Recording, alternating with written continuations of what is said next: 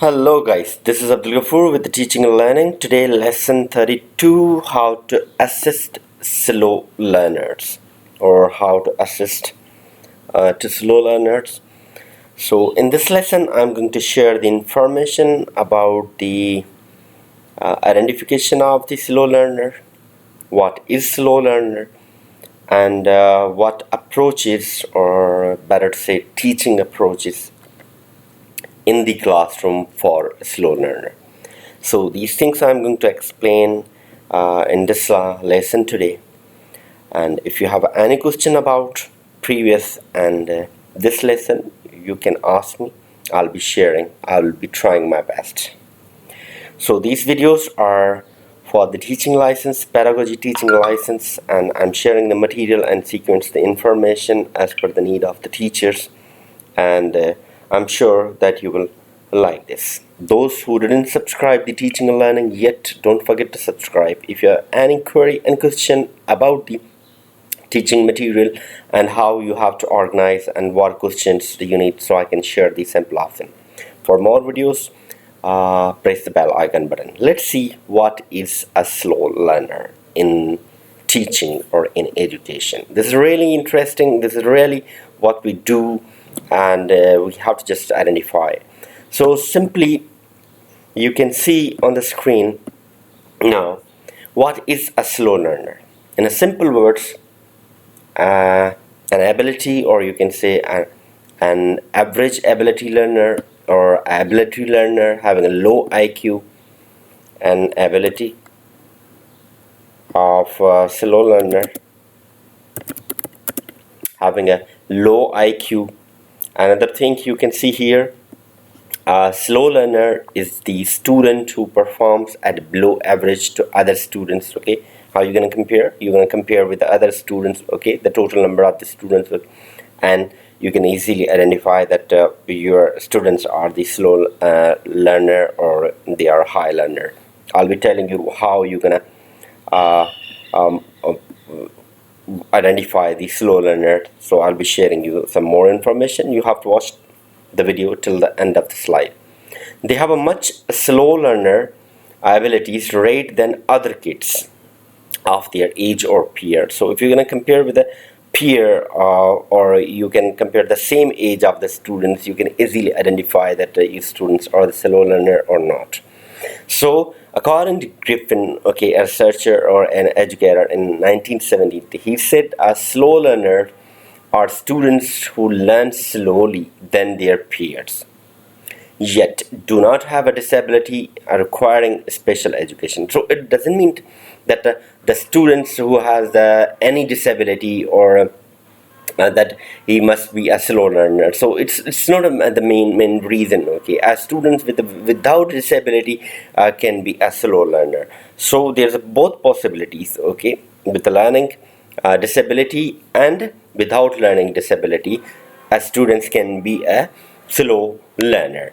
So what I consider the slow learner is kind of the learning disability as well as, but learning difficulty, but it's not. It's for the time being, for the short time period, how the teacher or the parents is going to cater in order to remove this obstacle and put him into the right path, or bring him in the right direction in order he can improve, okay, or he can shift, or he can jump from slow to average and then average to high learner.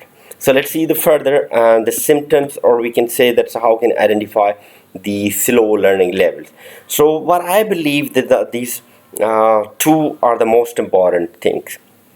Through attainment, the achievement of the students over the course, you can easily identify. These are the data-driven decisions. So if a teacher or the school who's complying the data-driven, they can easily identify that which students are the slow learner. And another thing is the progress, the students' progress, which clearly defines that the number of the students, number of the slow learner in your classroom. Another thing is that, which is the most important, the international benchmark test, okay, like a CAT4 map and all these things, okay. They are clearly defining the criteria and which criteria a child is the as a weakness and strength, okay. So these are the data-driven decisions, attainment, and the international benchmark, which helps to find the gaps, and they can easily track the student. They can easily identify the weaknesses of the students, and the teacher can, or a school can plan accordingly. But what is the most important in the classroom? The teacher's observation. This is really important when the teacher is spending the 8 hours in the classroom, or you can say 1 hour or 50 or 40 minutes of the period. He or she is the queen of the class and easily identify what exactly is happening with the child, and then she can plan the teaching strategies, okay, for the slow learners. Okay, so they can easily identify the classroom participation and complete how he or she is good in completing the class task. So these are the most important things, that how you can identify the level of the students through the data and the teacher's observations. After identifying what exactly a teacher has to do or a school has to do, they have to prepare the toolkit which can boost up the learning of the students. Okay? Because I believe, okay, these are the gaps of the between the learning between the students and school's curriculum, or students and assessment, how to fill these gap. Okay, so a teacher or school has to plan, they have to measure, they have to bring these tools in order to remove or reduce the gap, or they can enhance or encourage the students learning. And without toolkit, it's impossible that you're gonna improve the level of the student. So here's the toolkit. What I believe, it can be the list, it can be more than this, okay, but I will be the necessary things that, okay. So a teacher has to provide a very clear instruction while he or she is in the classroom. So I'll believe, okay, I'll bring that individual education plan for the slow learner, in which all the activities and instructions and how to teach and cater, okay, throughout the period. Okay, so this is very clear instruction, okay, that teacher has to care about that. So teacher has to repeat the instruction, keep repeating, okay, not okay, just only focus on this, okay, but her focus or his focus must be on a student, and you should keep repeating in a different ways, that they should not realize that the other students should not realize that teacher is only focusing on this. And we are not going to tell as well as that you are the slow learner. This will be very harmful for the students. So a teacher's observation, and it should be mentioned in the plan, not verbally informed. Yes, you can discuss with the parents as well as you know. So they understand that what exactly he or she has to do, the clear instruction that they can do.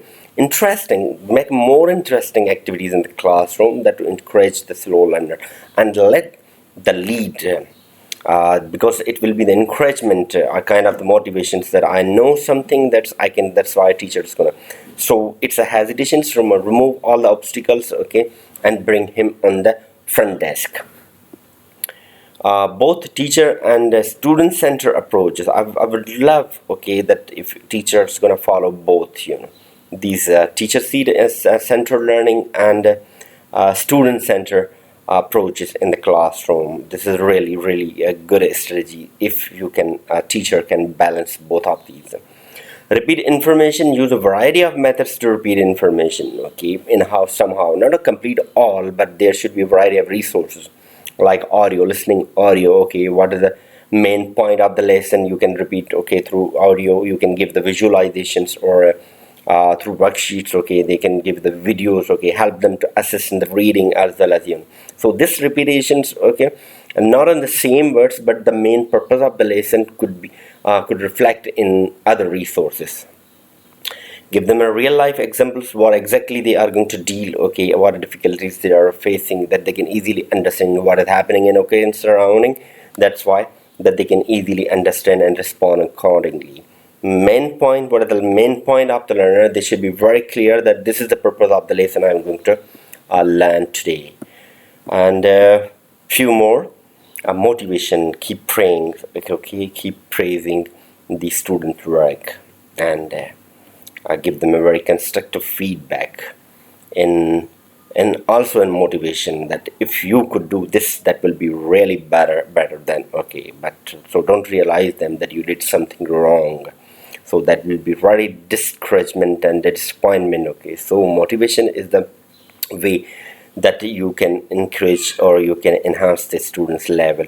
Now the checkpoints is the kind of the formative assessment for check understanding whether they are doing good or not. If not, you have to cater accordingly. As I have mentioned, the last, which should be in the first, is the individual action plan, in which all you have to embed all these strategies to carry all your lessons smoothly.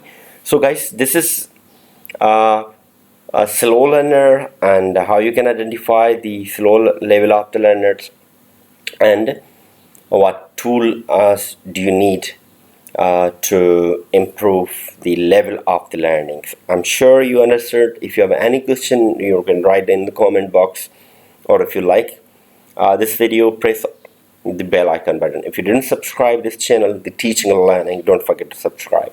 We'll be meeting in the next lesson with a new topic of the pedagogy teaching license of the UAE. Thank you so much. Stay blessed and stay safe.